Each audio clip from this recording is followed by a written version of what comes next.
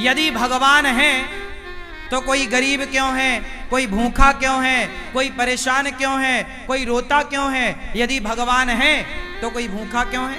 अच्छा ये बताओ, भगवान ने ही तो तुम्हें ये स्वस्थ शरीर दिया है और पांव दिए हैं, हाथ दिए हैं, बना दिया ना तुम्हें कमा के खाने लायक। अब तुम कमा के खाने लायक हो फिर भी भूखों मरो तो इसमें भगवान का दोष है कि तुम्हारी अकर्मण्यता है। अरे तुम काम करते तो भूखों काहे मरते? बोलो, हर जगह भगवान दोषी है क्या? भगवान थोड़ी किसी को भूखा मार रहे हैं। भगवान ने तो कमा के खाने की आपको ताकत दे रखी है। पांव दिए हैं, हाथ दिए हैं। टाटा, बिड़ला, अडानी, अंबानी, अंबानी के पास भी दो ही हाथ है, आपके पास भी दो हाथ है। उसके पास भी इतना बड़ा दिमाग है, आपके पास भी उतना ही बड़ा दिमाग है। उसकी भी किडनी उतनी है जितनी आपकी है। उसके शरीर में भी लगभग उतना खून है जितना आपके में है। क्या ज्यादा दिया ईश्वर ने? उसने मेहनत की, उसने दिमाग लगाया, तो आज उसके पास सबसे ज्यादा पैसा है। तो ईश्वर ने तो आप सबको सब कुछ दे रखा है। आप अपने मन का, इंद्रियों का, अपने बुद्धि का सदुपयोग करो तो कोई गरीब नहीं होगा। कमाओ ना। किसने हाथ पकड़ा है? अंबानी तो नहीं कहते कि मैं गरीब हूं, मेरे पास खाने को नहीं है। वो मेहनत करते हैं, आप करो ना मेहनत। और भगवान को गालियां देने से क्या होगा? भगवान को कोसने से क्या होगा? अरे भगवान होते तो कोई गरीब क्यों होता? अरे भगवान है, सब तो दिया है तुम्हें। देखने को आंख दी, सुनने को कान दिया, चलने को पांव दिया। ये कोई तुम्हारे बाप ने थोड़ी दिया है। क्यों? तुम्हारे पांव तुम्हारे बाप ने दिए हैं क्या? तुम्हारी आंख तुम्हारे बाप ने दी है क्या? सब कुछ भगवान ने तो दे रखा है। अब फिर भी तुम भूखों मरो तो इसमें भगवान का क्या दोष है? तुम करते क्यों नहीं हो काम? इसलिए हर चीज के दोषी भगवान नहीं होते। आज का इंसान अपना दोष नहीं मानता कुछ। वो अपने ऊपर नहीं लेता कि जी मैं भी तो निकम्मा हूं। आजकल के लोग करते धरते कुछ नहीं है और चाहते इतना सारा है। हमारे पास, हम धन्ना सेठ हो जाए, पैसा हो जाए। अरे पैसा हो जाएगा, मेहनत करते हो क्या? मेहनत करने की क्षमता है? पसीना बहा सकते हो? तप सकते हो क्या? जो तप रहे हैं, जो मेहनत कर रहे हैं, वो आज सुखी हैं। वो नहीं रो रहे हैं कि हम गरीब हैं।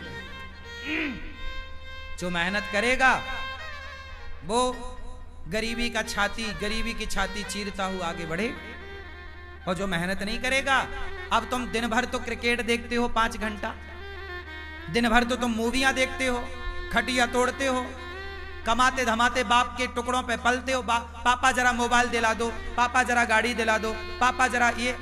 अरे जिस उम्र में बच्चे अपने बाप के टुकड़ों पर पल रहे हैं, उस उम्र में ये अनिरुद्धाचार्य वृद्ध माओं की सेवा कर रहा है। तुम्हारी तरह हम भी आराम करते, तुम्हारी तरह हम भी आराम फरमाते रहते, तो हम भी तुम्हारी तरह बाप के टुकड़ों पे पलते होते। क्यों? मेहनत करोगे तो सब कुछ आएगा। मेहनत नहीं करोगे तो केवल रोना हाथ लगेगा तुम्हारे। भाग्य, कुछ लोग रोते हमारे तो भाग्य में ही नहीं है, हमारे तो भाग्य। अरे भैया, भाग्य में सब कुछ होता है।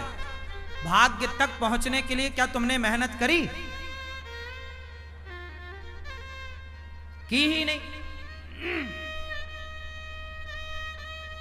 मेहनत करो, पसीना बहाओ। तुम्हें तो बस आराम चाहिए। हमारी 33 साल की आयु है। हमारी उम्र के लड़के देख लो, बाजार में शराब पी रहे हैं, बाप से कह रहे हैं पापा जरा मोबाइल दिला दो, पापा जरा गाड़ी दिला दो। बाप के टुकड़ों पे पल रहे हैं। हम भी तुम्हारी तरह बाप के टुकड़ों पे पलते तो हम भी तुम्हारी तरह होते। बाप के टुकड़ों पर ना पलो। युवा हो, पढ़े लिखे हो, सेल्फ डिपेंड बनो, मेहनत करो। और गरीबी का रोना मत रो, भूखमरी का रोना मत रो। मेहनत करने वाला कभी कहीं दुखी नहीं रह सकता। पसीना बहाने वाला, क्या आप पसीना बहाने को तैयार हैं? परंतु पसीना बहाने का भी एक फंडा है। सही दिशा में बहाया गया पसीना सार्थक होगा। आप गलत दिशा में पसीना बहाओ तो बहाते रहो, कोई अर्थ ना निकलेगा। पसीना भी कहां बहना चाहिए? सही दिशा में। आप पानी में लाठियां पीटो तो पसीना तो बहेगा, मेहनत तो होगी, एनर्जी तो वेस्ट होगी, पर उसका परिणाम कुछ ना आएगा। सही दिशा की ओर बढ़ो, सही लक्ष्य की ओर बढ़ो, सही प्लानिंग के साथ चलो, तब जाके परिणाम मिलेगा, गंतव्य तक पहुंचोगे, आपको मंजिल मिलेगी, मुकाम मिलेगा, सफलता मिलेगी, कामयाबी आपके कदम चूमेगी। वरना रोते रहो फिर गरीबी के नाम पे, भगवान के नाम पे और भाग्य के नाम पे। ना तो मैं भगवान के नाम पे रोता, ना तो मैं गरीबी के नाम पे रोता, ना तो मैं भाग्य के नाम पे रोता। मैं रोता नहीं हूं भाग्य और गरीबी और भगवान के नाम पर, मन लगा के मेहनत करता हूं सवेरे से लेकर शाम तक।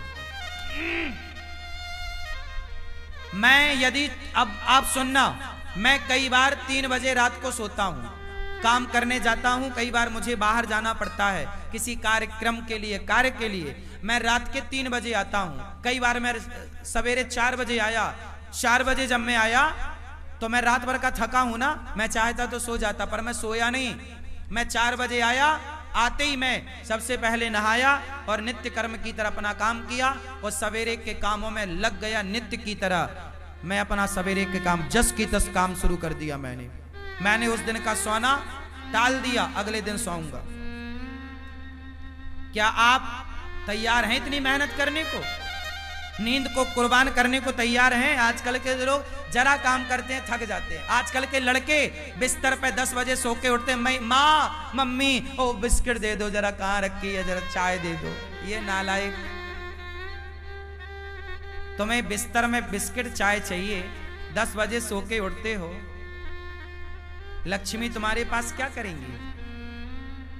लक्ष्मी माता वहां नहीं होती जहां आलस्य होता है। याद रखिएगा, लक्ष्मी हमेशा उनके साथ होती है जो मेहनत करना जानते हैं। मेहनत करने वाले के साथ लक्ष्मी होती है, आलसी के पास कभी लक्ष्मी नहीं होती। आलसी के पास कभी भी लक्ष्मी नहीं होती। मेहनत करो, पसीना बहाओ, कामयाबी के पीछे मत भागो, कामयाबी तुम्हारे पीछे भागेगी। तुम्हारी मेहनत तुम्हारी तस्वीर तकदीर दोनों बदलेगी। मेहनत कौन है? लता जी इतना बढ़िया गाती थी, बताओ लता जी जैसा कौन दूसरा आया? क्योंकि लता जी जैसी मेहनत किसने की, उनके जैसा रियाज किसने किया? हर चीज को मेहनत चाहिए, हर काम को मेहनत चाहिए। बिजनेस करना है तो व्यापार किससे चलेगा? व्यवहार से चलेगा, प्लान से चलेगा, दिमाग से चलेगा। है नहीं दिमाग, प्लानिंग है नहीं, तो कैसे चलेगा? मेहनत करना नहीं है। आज के लड़के 9 बजे सो के उठते हैं, जबकि तुम्हारा बाप जाके 8 बजे दुकान में बैठ जाता है। 8 बजे तो उसका ऑफिस खुल जाता है। अब जो आज के लड़के 10 बजे जागते हैं, वो ऑफिस कब खोलेंगे? तुम्हारा बाप मेहनत करता था तो इतनी संपत्ति बना लिया, तुम अपने बाप की तरह भी ना बना पाओगे।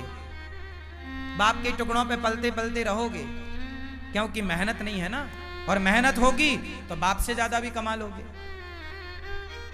बात सही है?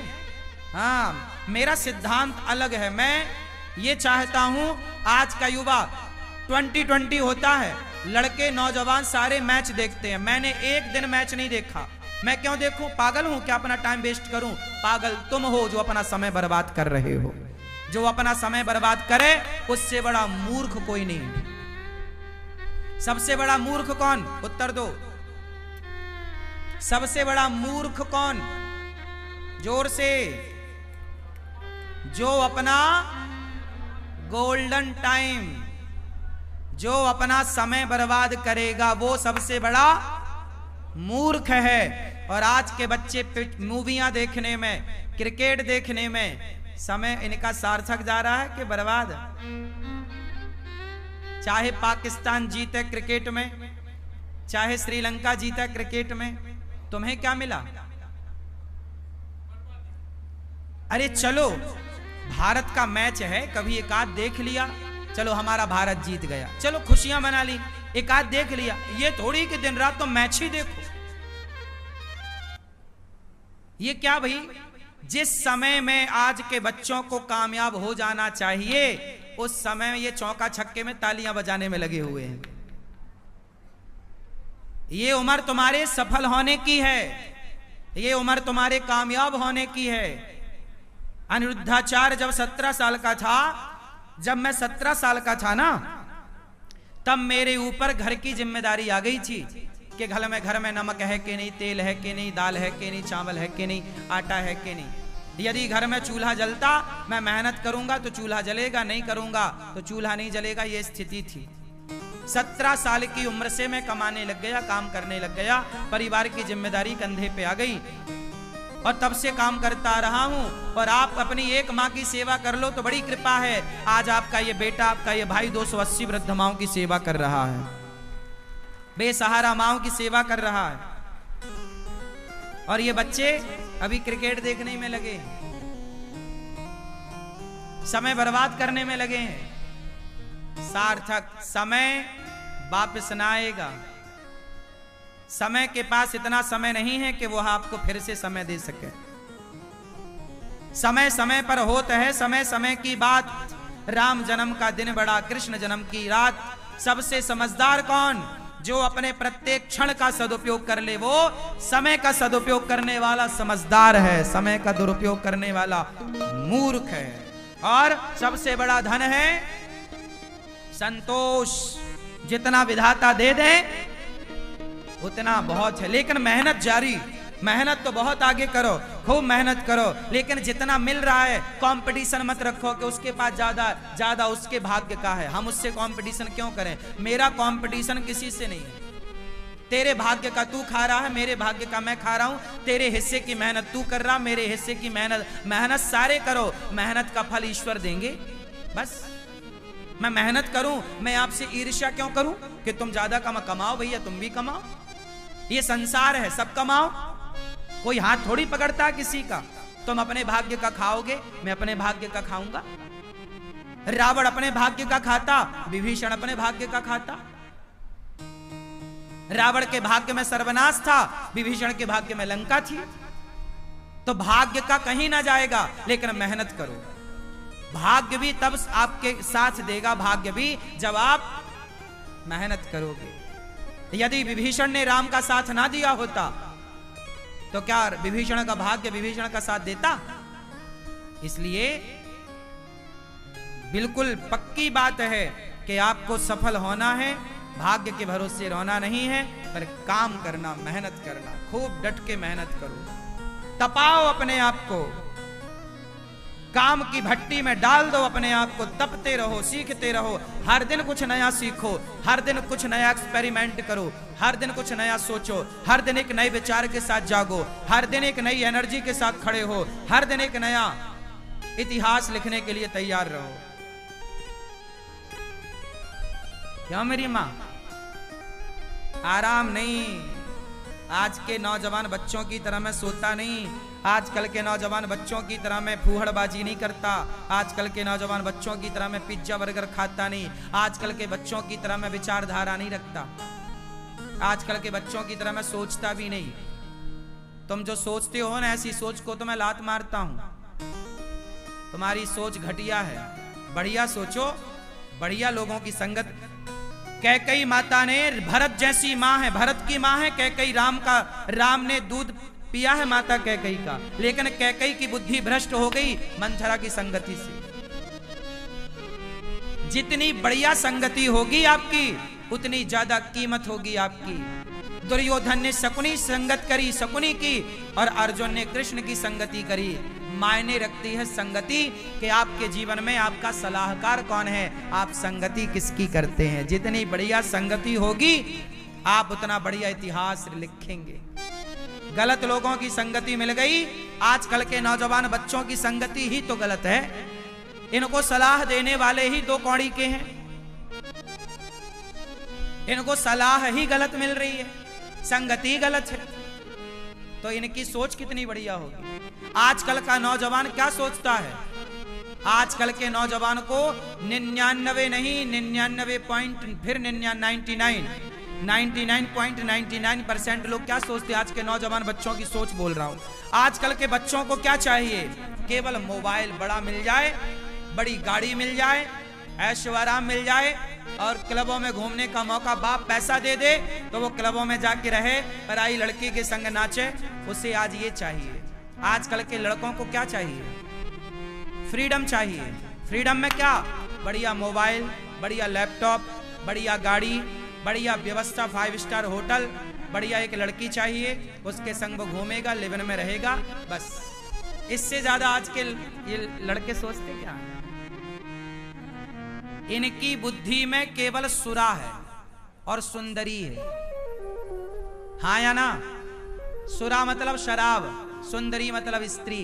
इससे ऊपर का ये आज के नौजवान लड़का लड़की सोच भी नहीं पाते। हाँ या ना? 99.99 लोग ऐसे हैं मेरी माँ, केवल इतना ही सोचते, इससे ज्यादा नहीं सोचते। इससे आगे का वो सोचते ही नहीं कि मैं देश के काम भी आ सकता हूं, मैं कामयाब होऊंगा तो समाज को कुछ दे सकता हूं, मैं कामयाब होऊंगा तो राष्ट्र की सेवा कर सकता हूं। ये विचार ही नहीं है उनका। उनका तो बस खाओ पियो मौज करो। क्या है? यही है। तो आजकल के नौजवान तो 2 चीजों में उलझ गए, सुरा और सुंदरी। सुरा और तीसरा क्या है? ऐसे लड़कों की मैं संगति नहीं करता, ऐसे लोगों की संगति से नाश करूंगा क्या?